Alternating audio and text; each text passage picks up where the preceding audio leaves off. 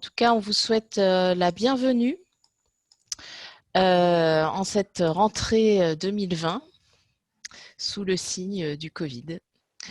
Mais bon, on va essayer de s'en accommoder quand même et du coup de continuer nos rendez-vous, pas seulement pour ça d'ailleurs, mais surtout pour le plaisir de garder ce lien avec vous de chez vous.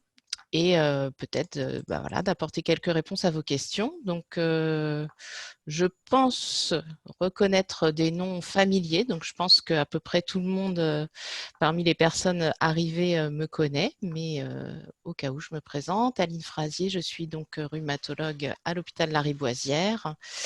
Et je suis accompagnée de ma Dream Team que je vais laisser se présenter. Bonjour, je suis Clémence de Maison. Je coordonne les programmes d'éducation thérapeutique en rhumatologie à l'hôpital Lariboisière. Et comme au précédent live, je serai votre porte-parole par rapport au... Je poserai les questions que vous m'avez envoyées précédemment par mail à Aline Frasier. Bonjour à tous, à toutes et à tous. Je m'appelle Olivier Père, je m'occupe de la recherche clinique dans le service et de l'éducation thérapeutique, en partie en tout cas, en animant les ateliers. Et puis je suis également hypnothérapeute et au cours de cette session, je vous propose de poser des questions sur le chat si jamais il y a quelque chose qui vous vient en tête. Et évidemment, je poserai les questions pour vous auprès du docteur Frasier et puis auprès de Clémence. Voilà, parce qu'on garde notre règle de fonctionnement, étant donné qu'on peut être amené à être un petit peu nombreux, qui est plutôt d'essayer de désactiver nos micros, ce qui nous permet d'éviter les larcènes, la cacophonie, etc. Donc on passe par le chat si on veut s'exprimer et on pourra éventuellement vous passer la parole si vous souhaitez vraiment dire un mot vous-même. Je vous précise aussi que nous enregistrons cette session pour permettre, comme on l'avait fait les fois précédentes, de la diffuser sur YouTube en rediffusion pour les gens qui ne pourraient pas y assister en direct. Et je passe la parole à Clémence. Donc, merci pour vos emails, vos questions, vos remerciements aussi. Une personne a écrit avant tout, mille merci à toutes les personnes qui nous accompagnent depuis le début de la pandémie. C'est rassurant de savoir que nous ne sommes pas seuls. Donc, merci pour ce témoignage car il nous fait très plaisir car finalement, c'était le but de ce live, répondre à vos questions et vous montrer que nous sommes toujours là à vos côtés, malgré au départ le confinement, puis la distanciation sociale, le masque. Là, maintenant, on peut se voir en visage découvert, les rendez-vous médicaux par visioconférence parfois ou à délai allongé. D'ailleurs, pour les délais de rendez-vous, de dossiers, nous avons eu 2 questions. Donc, on va commencer par ça. Voici ma question. La pandémie redémarre malheureusement. Devons-nous continuer à prendre nos rendez-vous médicaux? Le délai est entre 3 et 4 mois pour les rendez-vous pris en août 2020. 3 points d'exclamation. Oui, alors bien sûr, il faut continuer votre suivi médical en rhumatologie ou pour vos autres problèmes de santé auprès de votre médecin traitant ou d'autres spécialistes. C'est très important. C'est un des problèmes qu'on a rencontrés au cours de cette première vague de Covid avec des personnes qui malheureusement ont dû mettre de côté leur suivi pour des choses moins urgentes que la survie liée à la maladie sévère du Covid. Donc, continuez de prendre vos rendez-vous et je vous encourage vraiment à vous rendre aussi à vos rendez-vous puisque, en tout cas, nous, à l'hôpital, on a validé les mesures de sécurité qu'il faut par rapport à ce risque de Covid avec l'équipe d'hygiène hospitalière pour pouvoir vous recevoir dans de bonnes conditions de sécurité et aussi, d'ailleurs, pour que nous-mêmes et les personnes qui travaillent à la consultation soient également en sécurité. Et c'est valable aussi, d'ailleurs, pour les hospitalisations puisqu'on a organisé des mesures particulières de dépistage et d'organisation qui nous permettent de sécuriser au maximum votre venue à l'hôpital. C'est un souci important de tout l'hôpital, là en ce moment, avec l'arrivée de cette deuxième vague, de pouvoir non seulement répondre aux besoins des patients Covid, mais aussi préserver au maximum des possibilités les soins pour les personnes non Covid, parce qu'on a mis beaucoup de temps à rattraper ce qui n'avait pas été fait pendant la première vague. Donc, on espère vraiment réussir à tenir par rapport à ça. Pour ce qui est des délais de rendez-vous, en fait, 3-4 mois à l'hôpital Lariboisière, c'est plutôt un délai court, il faut le savoir, hein. Les délais sont très longs. Ça date pas du Covid, hein, la durée des délais de rendez-vous. Ça fait un bon moment, moi, que je suis à un peu plus de 6 mois pour le délai standard. Donc, on se réserve quand même des plages pour les urgences, etc. Et on compte aussi beaucoup sur l'aide de vos médecins traitants en cas d'urgence ou de problème dans l'intervalle entre deux rendez-vous pour débrouiller un petit peu les choses et nous alerter aussi avec vous s'il faut qu'on vous reçoive plus rapidement. Une autre question. J'ai ouvert un dossier à la MDPH il y a maintenant 11 mois avec demande de reconnaissance RQTH. Or, après avoir reçu confirmation par courrier de la recevabilité de mon dossier en janvier dernier, je n'ai plus aucune nouvelle depuis. La secrétaire n'a rien su me dire, si ce n'est que mon dossier est toujours en cours d'étude. De tels délais sont-ils habituels selon vous? Est-ce lié au Covid? Y a-t-il des recours pour faire accélérer les choses? Alors, les demandes MDPH, c'est toujours long pour aboutir. Moi, j'avais plutôt eu la notion d'environ 6 mois entre le moment où on dépose le dossier et le moment où on obtient une réponse. Je ne sais pas si la période Covid a rallongé les délais de traitement de ces dossiers au niveau de la MDPH. Je pense qu'en plus, ça dépend des départements et des moyens qui sont alloués dans chaque département pour la MDPH. Voilà, à ma connaissance, il n'y a pas vraiment de moyen de faire avancer ce dossier parce que ce sont des commissions qui siègent de manière calendaire fixée au sein de leur organisation, la MDPH. Donc, je ne pense pas que, voilà, hormis pathologie justifiant l'urgence, on n'aura pas de moyen d'avoir une accélération du dossier MDPH. Mais voilà, ce qui est important, c'est que si le secrétariat vous a dit que votre dossier n'est pas perdu, c'est qu'il est en cours de traitement, mais ce n'est pas inhabituel que ce soit long. Une autre question concernant cette fois-ci les transports et le Covid. J'ai pu bénéficier d'une prise en charge de transport, taxi, pour me rendre en hôpital de jour. Est-il possible d'en obtenir une autre aussi pour me rendre à l'hôpital en consultation cette fois? Je ne suis pas motorisée et ne souhaite pas prendre les transports en commun au vu de la recrudescence des cas de Covid. Je suis en télétravail depuis le mois de mars. La médecine du travail a émis un certificat d'isolement pour moi. Donc, vous pouvez demander une prescription médicale de transport pour vous rendre à votre consultation, soit à votre médecin traitant, soit à votre rhumatologue. Et si vous êtes titulaire d'une reconnaissance de prise en charge à 100%, vous serez remboursé. Alors, c'est une prescription médicale, donc c'est le médecin qui décide s'il estime que cette prescription elle est adaptée à votre situation particulière. Et elle doit absolument être établie avant le transport, c'est-à-dire que si elle est faite le jour même, l'assurance maladie peut refuser la prise en charge de ces frais, puisqu'il faut qu'on vous ait prescrit le transport pour que vous l'utilisiez ensuite. Donc, voilà un peu ce que nous dit la réglementation, mais en tout cas, oui, c'est tout à fait possible, si le médecin est d'accord avec vous, d'obtenir cette prescription pour votre déplacement. Alors, par rapport au risque de Covid dans le contexte de rhumatisme inflammatoire, on nous demande: je suis sous traitement de fond pour un rhumatisme inflammatoire. Suis-je une personne vulnérable vis-à-vis du Covid? C'est une première question. La deuxième est: ai-je droit à des masques remboursés par l'assurance maladie? Alors, pour la question de la vulnérabilité vis-à-vis du Covid, en fait, on a deux réponses un petit peu contradictoires, puisque médicalement, je vous disais déjà pendant la première vague qu'on avait plutôt envie d'être rassuré par rapport aux risques encourus par les personnes ayant un rhumatisme sous traitement de fond immunosuppresseur ou plutôt immunomodulateur. Et avec le recul, on a effectivement des données scientifiques qui ont regardé la survenue des Covid graves, c'est-à-dire hospitalisés, des passages en réanimation et des décès chez les patients sous ce type de traitement. Et il ne semble pas y avoir d'augmentation majeure. Voilà, finalement, le risque se rapproche du risque que nous courons tous, malades comme non malades chroniques, vis-à-vis de cette pandémie. Et le fait d'avoir un rhumatisme ne semble pas majorer beaucoup le risque. Donc ça, c'est rassurant. Ça veut dire qu'il faut bien sûr suivre les mesures de protection telles que l'ensemble de la population. La seule chose, c'est que ces études qui montrent pas de surrisque chez les patients malades ou sous traitement, c'est aussi des gens qui, d'une manière générale, ont été particulièrement vigilants, hein. Vous l'avez tous dit aussi quand on avait échangé à ce sujet. Donc, est-ce qu'il n'y a pas eu plus de malades parce qu'ils ont été plus vigilants ou simplement parce qu'il n'y avait pas plus de risques? C'est ça qu'on ne sait pas dire aujourd'hui.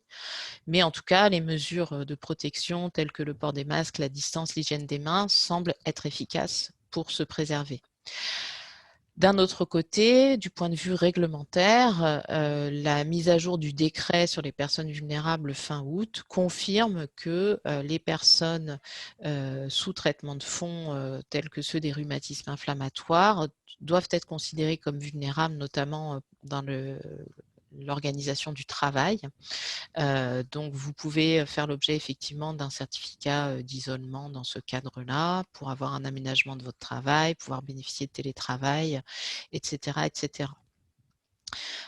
Donc après, individuellement, comme on l'avait dit, hein, c'est chacun qui fait ses choix en fonction aussi du risque qu'il ressent, du degré d'appréhension qu'il a.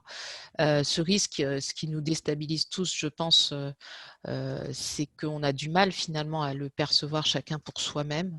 Et dans le cas de la maladie, c'est encore plus difficile. Donc voilà, chacun doit un petit peu, au cas par cas, en consultant son entourage, ses soignants, décider comment organiser les choses par rapport à ce risque.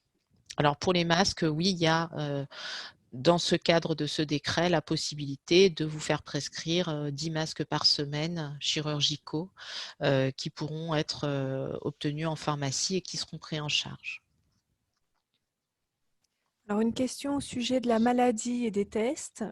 J'ai été malade en mars, fièvre 48 heures, puis anosmie et agueusie une semaine après, qui ont complètement récupéré ensuite. Je n'ai pas pu avoir de test à ce moment-là.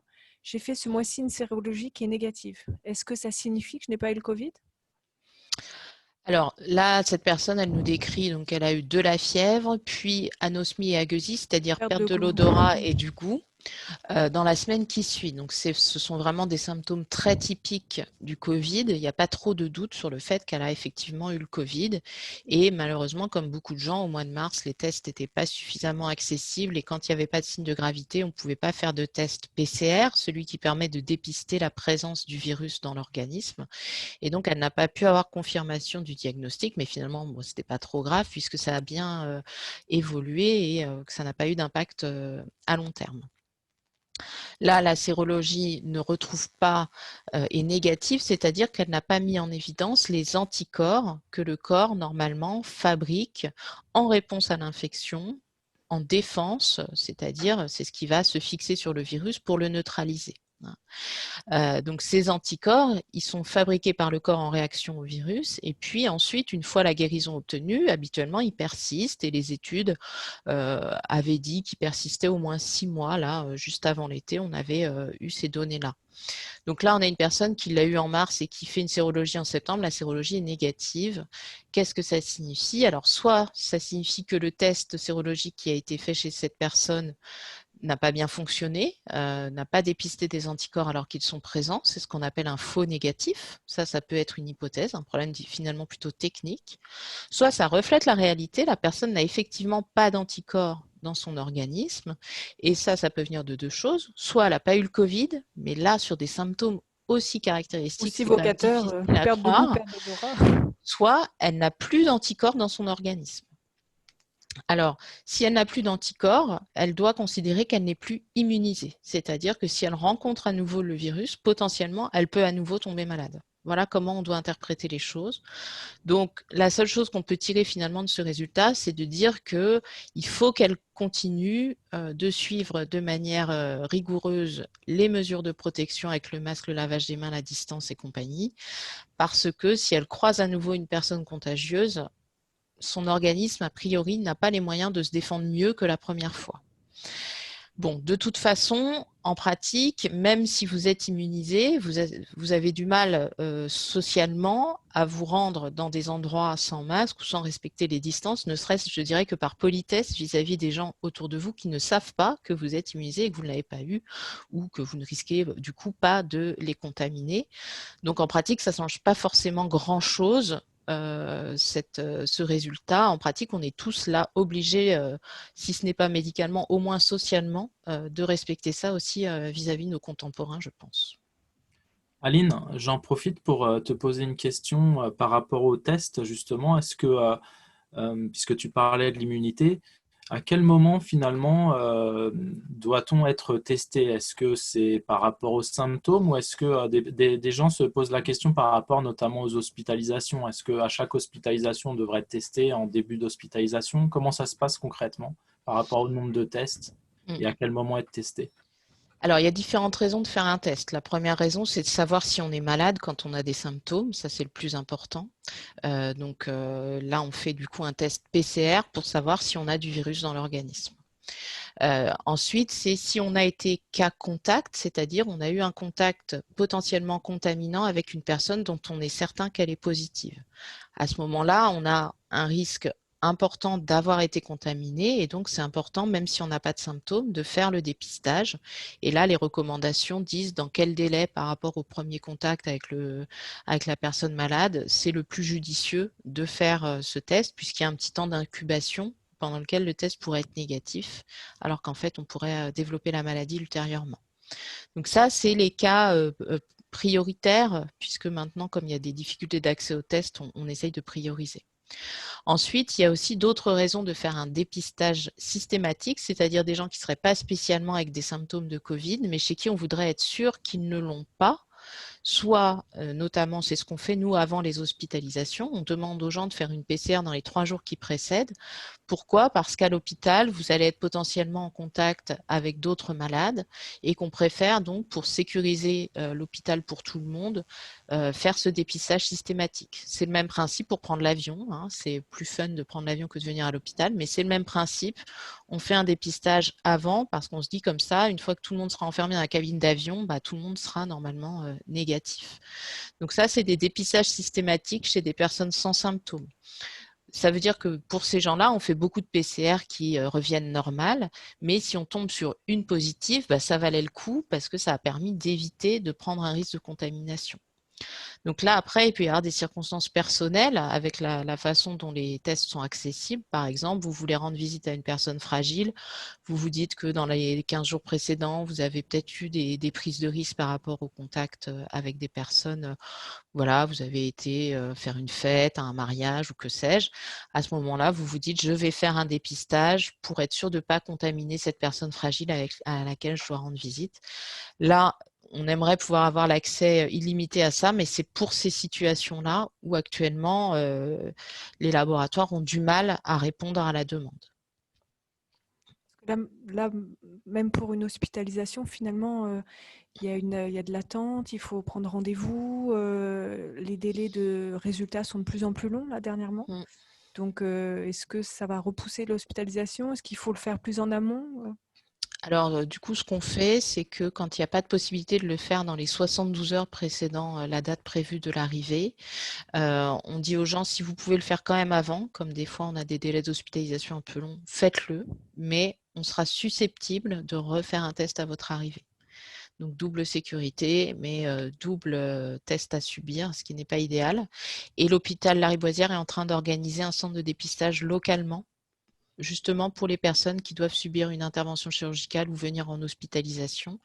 Et là, comme ça, on pourra le faire vraiment dans les délais et on aura les résultats au moment de l'arrivée des gens et ça nous permettra de limiter les tests, mais ça oblige les personnes à venir du coup sur place à l'hôpital 3 jours avant l'hospitalisation pour faire ce test. D'ailleurs, une personne demande où en est l'épidémie à Lariboisière. Observez-vous vraiment une deuxième vague? Et oui, malheureusement. Alors, c'est beaucoup plus lent et progressif que la vague qu'on a eue au printemps. Mais effectivement, il faut savoir que cet été, en juillet, on était à 0 patient Covid sur tout l'hôpital, aucun hospitalisé. Puis en août, c'est remonté à 4-5. Et là, la semaine dernière, on était à un peu plus d'une trentaine de personnes hospitalisées sur la Riboisière pour Covid, une dizaine à peu près en réanimation. Donc voilà où on en est aujourd'hui. Ça augmente bien plus lentement, mais ça continue. En tout cas, il y a quand même cette dynamique d'augmentation progressive. L'avantage, c'est que la lenteur nous permet, nous, d'adapter les choses mieux, de mieux nous coordonner aussi avec tous les autres hôpitaux du secteur pour essayer de préserver justement tous les soins non Covid. Ensuite, nous avons une question concernant le traitement. Je suis passée du méthotrexate au Cosentyx le 1er juillet. Or, la transition a été difficile avec une grosse poussée de psoriasis de peau qui perdure, des douleurs articulaires aujourd'hui apaisées, mais un nouveau symptôme que je n'avais jamais rencontré auparavant, une inflammation à l'œil et à la paupière depuis un mois. Je vois l'ophtalmologue bientôt. Par contre, je respire mieux. Ma question. Alors que je croyais les biothérapies plus efficaces que le méthotrexate, est-il possible, courant, que l'inverse se produise ou est-ce une question de dosage à adapter? Alors ça, dans les rhumatismes, quand on change le traitement, nous, en fait, vous ne le voyez pas forcément, mais on va à chaque instant peser le pour et le contre des différentes options qui s'offrent à nous dans la situation dans laquelle vous êtes. Et on va essayer de vous proposer là où les deux options qui nous semblent avoir le plus de chances d'être les bonnes pour vous. Mais il y a toujours un moment où finalement, on n'est jamais sûr à 100% que la proposition qu'on va vous faire, ça va être la bonne.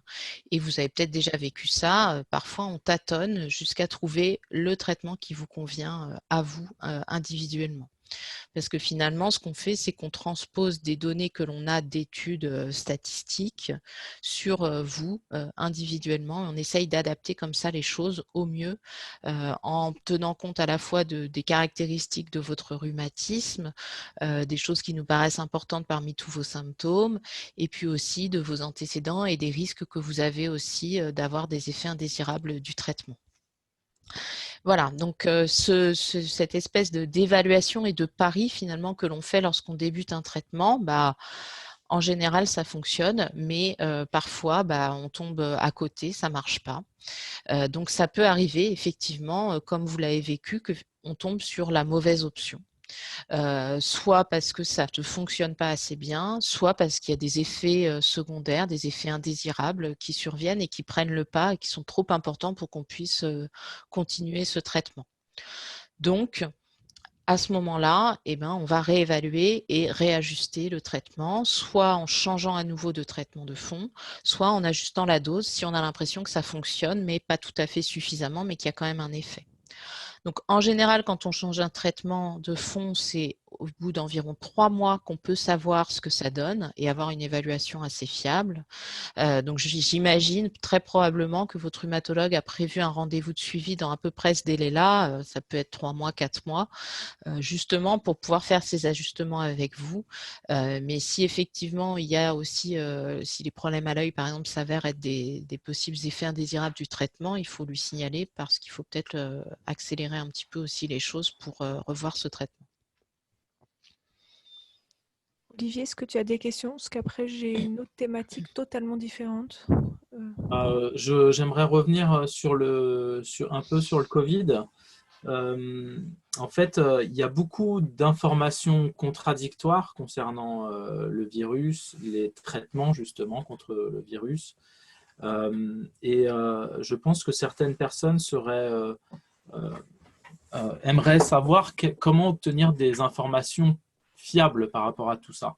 Comment où est-ce qu'il faudrait finalement se renseigner pour avoir les informations les plus fiables concernant le Covid? C'est pas facile effectivement de faire la part des choses. Si on fait abstraction de la politique on peut peut-être, politiquement critiquer la gestion de nos gouvernants, je pense quand même que nos gouvernants essayent de nous donner des informations qu'ils jugent fiables et qu'ils ont fait valider. Et c'est quand même eux qui ont accès à toutes les données. Donc, je pense qu'on peut faire confiance à la communication que l'on a notamment sur le site du ministère de la Santé ou de Santé publique France. Nous, on essaye à notre petit niveau aussi de vous donner des informations fiables et je l'espère aussi claires, parce que ce qui n'est pas facile aussi, c'est que tout le monde devient un grand scientifique là en ce moment, mais il y a quand même voilà, un vocabulaire. C'est pas facile de comprendre toutes ces choses-là quand on n'est pas du domaine. Donc, on essaye, nous, de clarifier un petit peu ça avec notamment ces lives. Et voilà, il y a beaucoup effectivement d'informations contradictoires. Vous avez vu que il y a un petit côté médiatique et je sais pas, des gens voilà, qui sentent la tête grossir et les chevilles enfler dans ce voilà, je sais pas, c'est l'heure de gloire pour beaucoup de médecins et ça peut fausser aussi leur jugement. Il faut faire le tri, il faut recouper les sources et puis faire confiance aussi à son bon sens.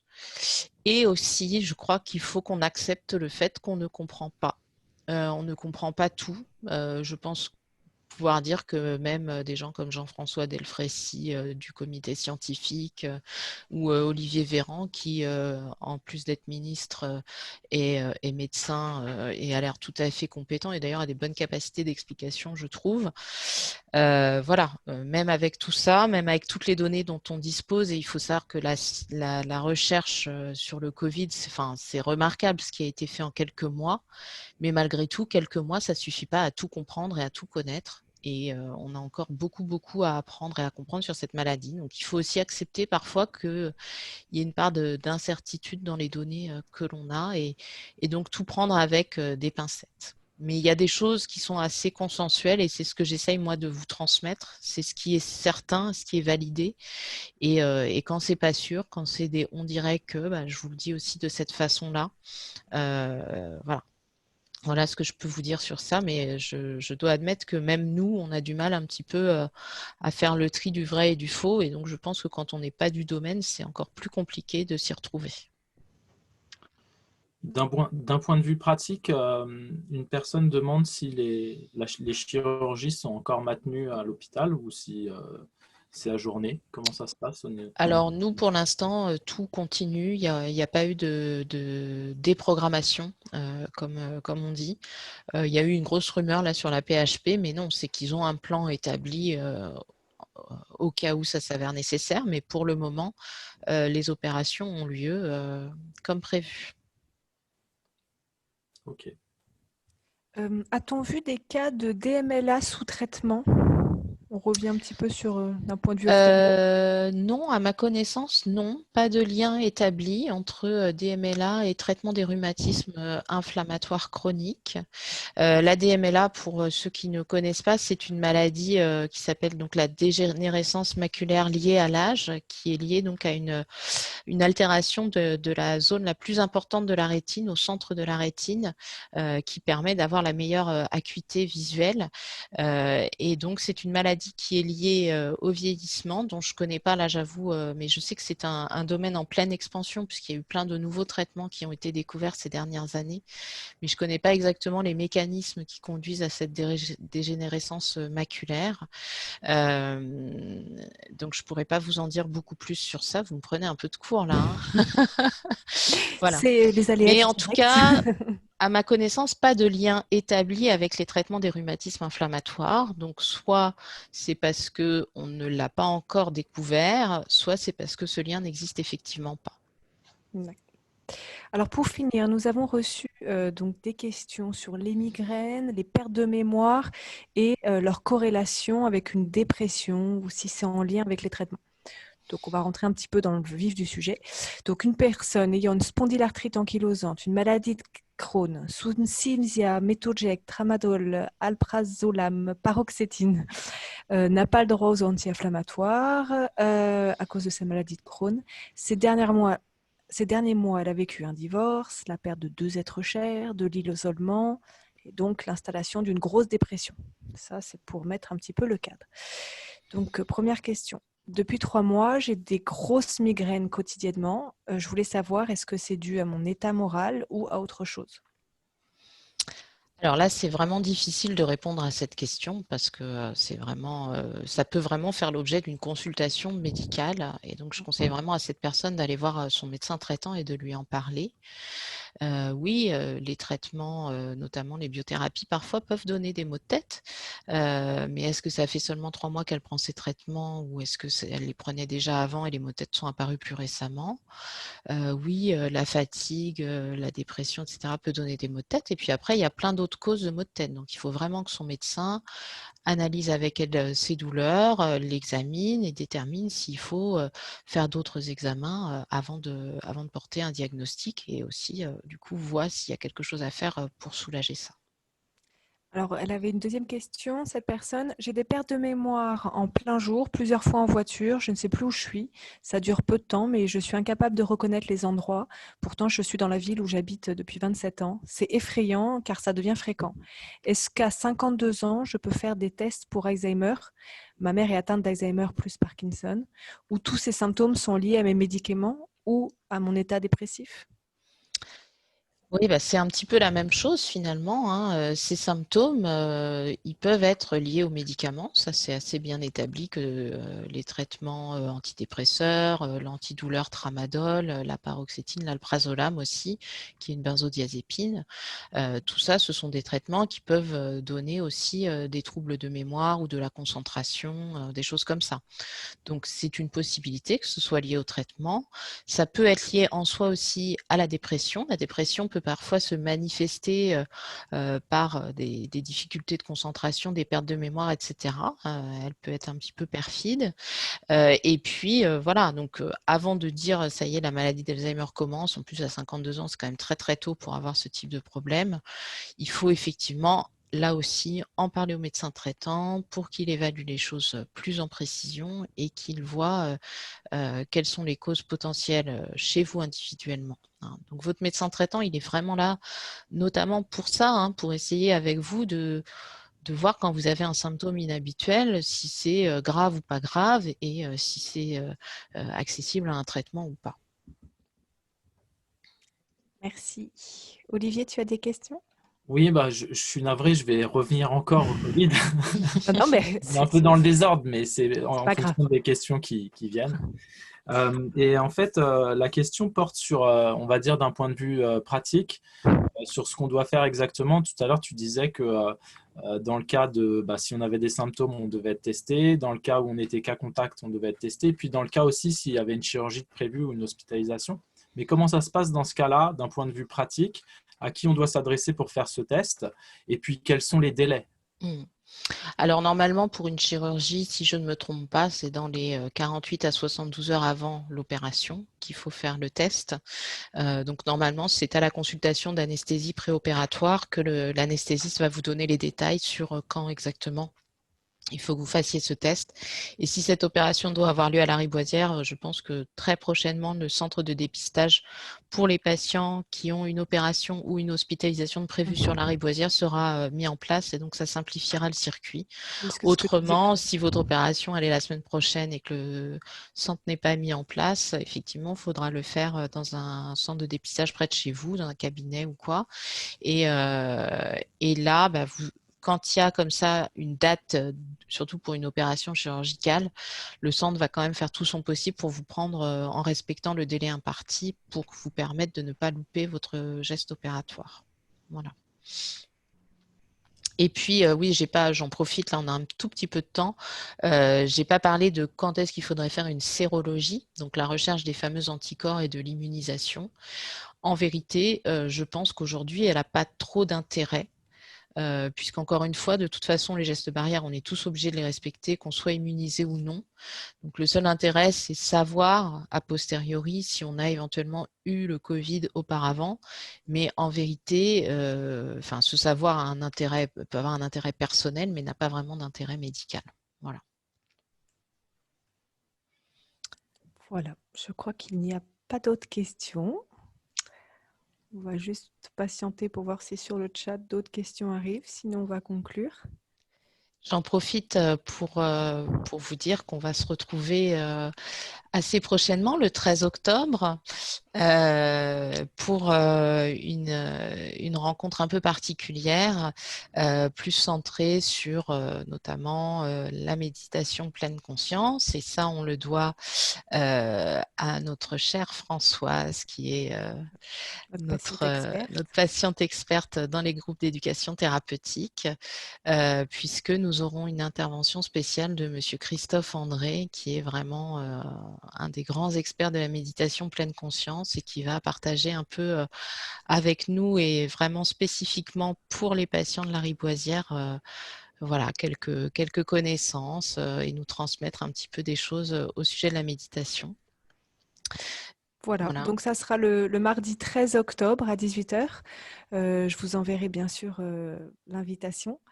Donc n'hésitez pas à envoyer toutes vos questions préalables sur les douleurs, le stress, l'anxiété, la dépression, les techniques de relaxation, la méditation, vraiment tout sur cette thématique. Christophe André, donc psychiatre, auteur, expert en méditation, on est très content de l'avoir le 13 octobre 2020 à 18 h. Donc les mails, envoyez-les-moi à etp.rumato.lrb@php.fr. Mais je pense qu'Olivier nous le mettra sur le replay en fin de vidéo. Voilà, ben on est ravis de vous avoir retrouvés. N'hésitez pas aussi à faire la publicité autour de vous de cette initiative. Si vous souhaitez que des personnes de votre entourage puissent s'inscrire et suivre aussi si ça peut les intéresser. Et puis, on vous retrouve du coup dans une quinzaine de jours avec notre guest star. À bientôt. Merci beaucoup. Au revoir tout le monde. Au revoir tout le monde.